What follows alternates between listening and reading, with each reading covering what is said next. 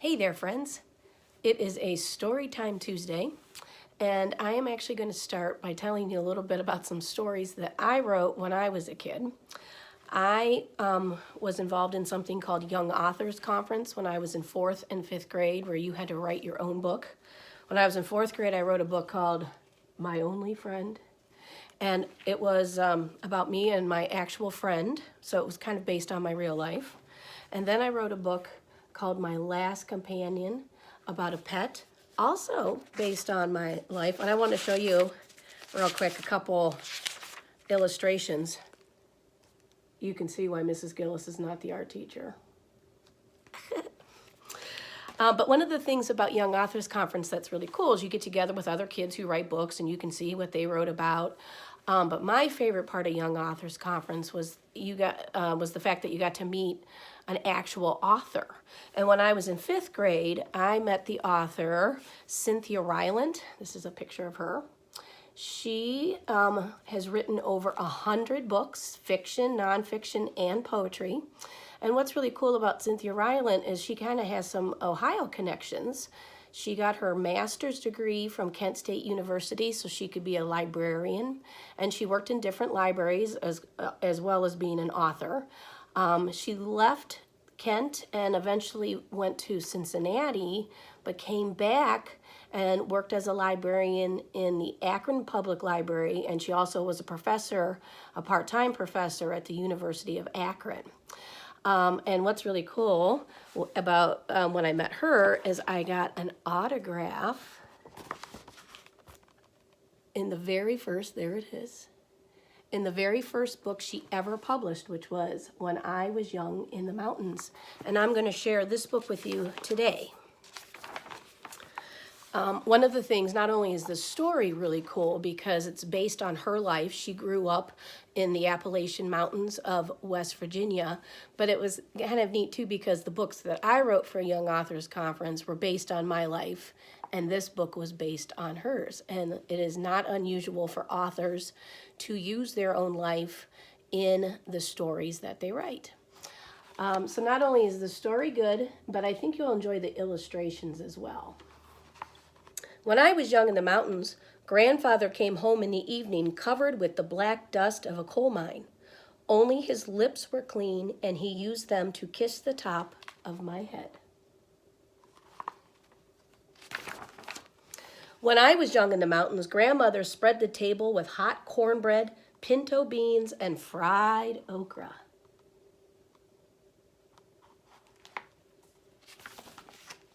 Later in the middle of the night, she walked through the grass with me to the Johnny house. That's the outhouse, going to the bathroom outdoors.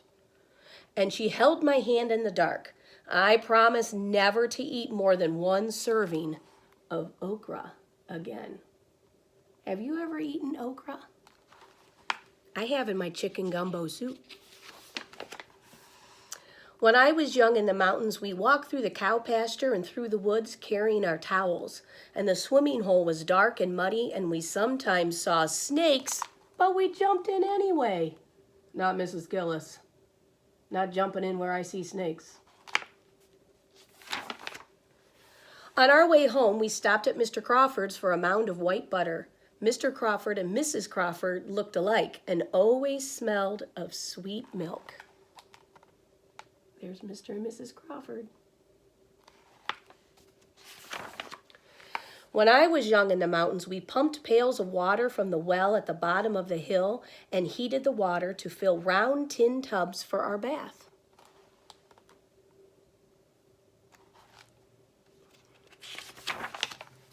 Afterward, we stood in front of the old black stove, shivering and giggling, while Grandmother heated cocoa on top.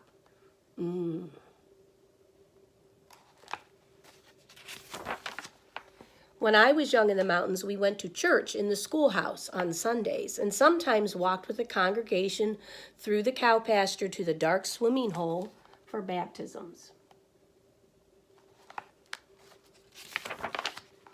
My cousin Peter was laid back into the water and his white shirt stuck to him, and my grandmother cried.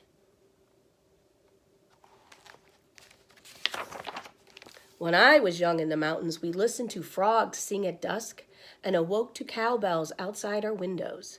And sometimes a black snake came in the yard, and my grandmother would threaten it with a hoe.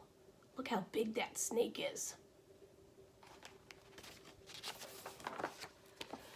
If it did not leave, she used the hoe to kill it, and 4 of us once draped a very long snake, dead of course, across our necks for a photograph.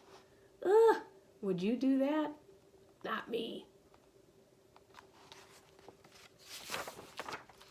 When I was young in the mountains, we sat on the porch swing in the evenings, and grandfather sharpened my pencils with his pocket knife. Grandmother sometimes shelled beans and sometimes braided my hair. And the dogs lay around us, and the stars sparkled in the sky, and a Bob White whistled in the forest. Bob, Bob, Bob White. When I was young in the mountains, I never wanted to go to the ocean, and I never wanted to go to the desert. I never wanted to go anywhere else in the world, for I was in the mountains, and that was always enough. The end. I like stories that come from the Appalachian Mountain region. They're always really interesting. And another thing I like about the Appalachian Mountains is that we actually have instruments that come from the Appalachian Mountains. Most of the instruments that we play come from other countries, but there are instruments that come from Appalachia, and one of them is this. This is the dulcimer, and it would sit on your lap. And Mrs. Gilles has had this instrument for a long time, but I don't play it very often. And I actually have a friend who plays this so much better than me. And so I have a video of him. His name is Mr. Condon, and he's actually a PE teacher at Chardon Middle School. And I got to know him because I stand next to him in our bell choir at church. And sometimes we get in trouble for talking too much. Well, I get in trouble talking to him, so that's probably not a big surprise to all you. So here we are, and this is Mr. Condon, and I hope you enjoy his performance.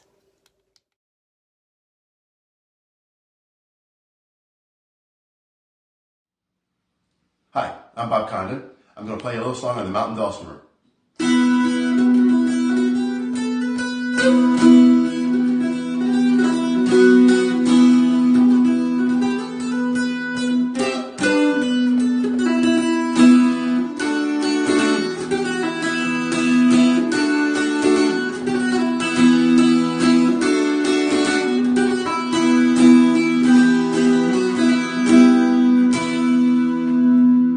That's it. Have a good one.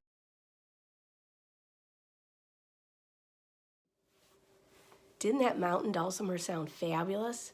I need to spend the time that I have now to get to practicing so I can sound not as good as Mr. Condon, but maybe a little better than I can currently play it.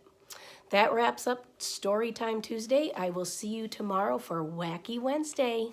Goodbye.